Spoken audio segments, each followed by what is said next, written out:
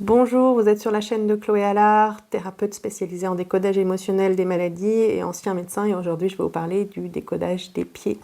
Alors, les pieds, il ne s'agit pas d'un organe à proprement parler, comme le cœur ou le foie, par exemple, ni d'un tissu, mais plus d'une localisation du corps. Je vais donc vous donner des grandes orientations de sens liées aux atteintes du pied, mais qui vont varier en fonction de la partie du pied atteinte aussi. Est-ce que c'est le dos du pied? Est-ce que c'est l'ensemble du pied? Est-ce que c'est la voûte plantaire? Est-ce que c'est la peau, les articulations, l'os? Est-ce que ce sont les orteils qui sont atteints? Donc cela va vous donner des grandes lignes, mais ce n'est pas du tout exhaustif. Donc n'hésitez pas à rebondir en commentaire en fonction de vos ressentis et de vos propres expériences. Comme d'habitude, je vous donnerai des exemples avec diverses pathologies qui vous permettront de mieux connaître la subtilité du décodage.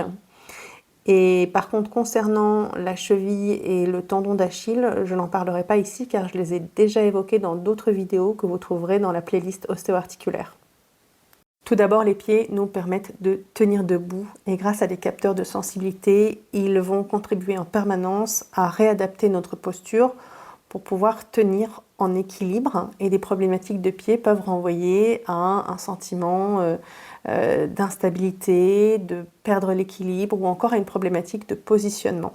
Et je vous renverrai régulièrement dans cette vidéo à de nombreuses expressions de la langue française qui concernent les pieds, et ici on pourrait parler par exemple de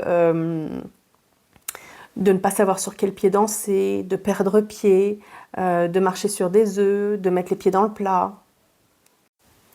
Et puis évidemment, les pieds servent à marcher. Donc les problématiques de pieds peuvent renvoyer à une difficulté liée à un déplacement, une difficulté à concrétiser une décision qui va nous emmener sur une certaine voie, sur un certain chemin.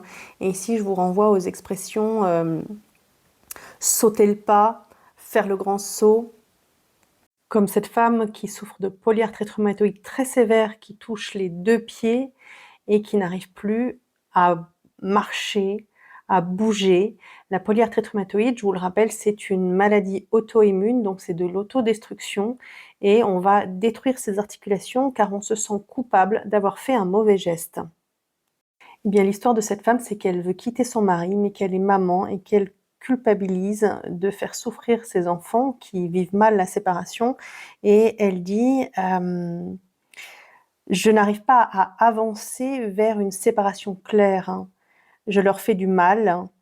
J'ai du mal à partir. J'ai peur d'aller jusqu'au bout du divorce. Je n'avance pas. Et elle dit même au niveau de son ressenti, j'ai les deux pieds dans un seau de béton. Le pas n'est pas franchi. Cette problématique de déplacement peut aussi parler d'une difficulté à se réaliser, à être sur son bon chemin, sur sa bonne voie. Et ici, on peut retrouver par exemple les personnes qui répondent aux attentes de leurs parents, qui vont suivre une voie qui leur a déjà été toute tracée. Voilà, on va faire les études que les parents voulaient pour nous, on va faire le métier que les parents voulaient pour nous. Parfois, on va même reprendre un commerce.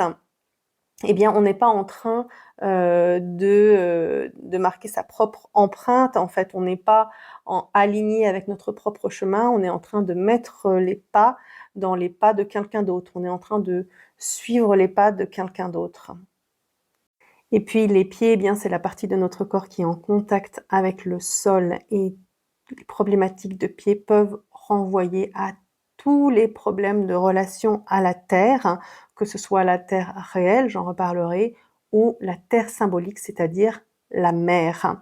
En effet, la terre, elle nous porte, elle nous nourrit, notre corps vient de la terre et il repartira à la terre. Ceci est très évident dans certaines cultures, comme par exemple en Amérique du Sud où on parle de la Pachamama. Donc tout d'abord, on va pouvoir retrouver toutes les problématiques d'attachement ou de besoin d'éloignement de la mer. Et là, je vous renvoie à l'expression « lâche-moi les baskets ».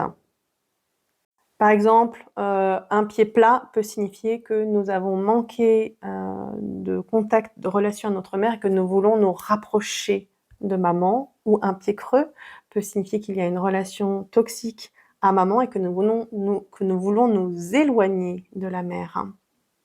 Exemple, cette femme qui elle aussi souffre d'une polyarthrite rhumatoïde avec une, importante atteinte du pied gauche et pour le décodage biologique, eh bien, le côté gauche est le pilier de l'énergie, féminine, du féminin, mais aussi de la relation à la maman.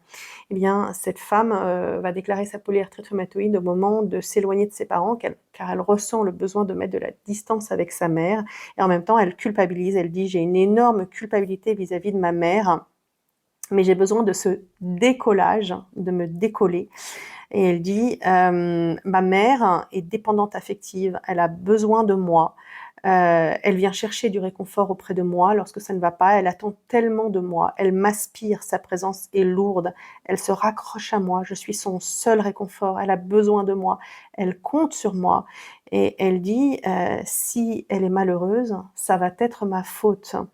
Hem Et elle dit, «Je suis née pour elle, je ne sais pas qui je suis sans cette mission-là» et en même temps, elle ressent cet immense besoin de s'éloigner de sa mère pour vivre sa propre vie. Toujours dans les problématiques de relation à la mère, il y a par exemple cette femme qui a une verrue plantaire depuis plus de 20 ans.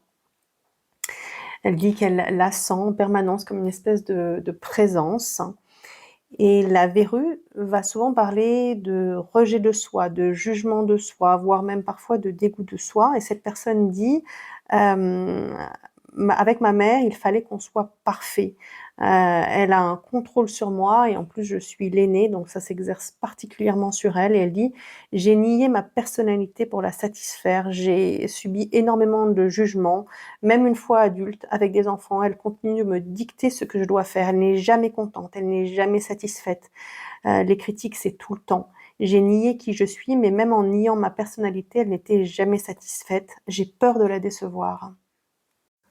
Ou encore, il y a cette personne qui présente un psoriasis sévère de la plante des pieds. Le psoriasis va souvent être l'association, d'un ressenti de manque du bon contact et d'agression par un mauvais contact et effectivement, cette personne a grandi avec une maman qui a des troubles psychiatriques, qui était d'une part incapable de s'occuper d'elle et d'autre part qui pouvait présenter des crises de délire violentes qui lui faisaient extrêmement peur et où elle ressentait ce besoin de protection et elle parle même de carapace et au niveau des pieds, on retrouve, un très important épaississement de la peau qui va servir de protection et aussi des fissures qui souvent vont parler d'une fracture dans la relation. Donc nous avons parlé des problèmes de relation à la mer, mais la relation à la terre peut aussi parler de la terre au sens propre. Donc ça peut être toutes les problématiques, liées au territoire, au à son pays, en particulier en cas d'immigration, en cas d'exode. Ça peut parler aussi de ses racines, donc toutes les problématiques, d'enracinement, de déracinement, et enfin, dans les problématiques de contact avec la terre, de relation à la terre, on va trouver toutes les difficultés d'incarnation. La difficulté à accepter sa vie, à accepter d'être en vie et de marcher sur cette terre. Je vous donnerai un exemple dans la prochaine vidéo et je vous parlerai également des problématiques liées aux orteils. À très bientôt.